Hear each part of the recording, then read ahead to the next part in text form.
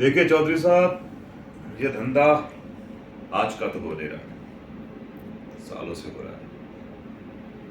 मुझसे पहले कोई और था और मेरे बाद कोई और होगा।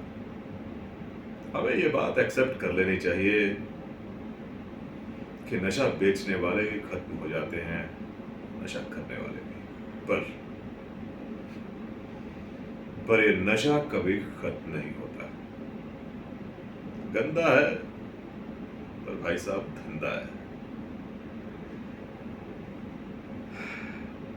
अगर आपसे ये ऑर्डर पूरा नहीं हो रहा तो इस तालाब में कितनी मछलियां हैं, कितने मगरमच्छ हैं, वो छोड़ो, केंचू भी गिन नहीं पाओगे।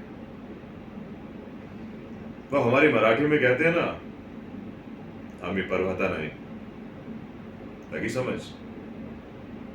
नहीं लगी? पर हमें लग गई।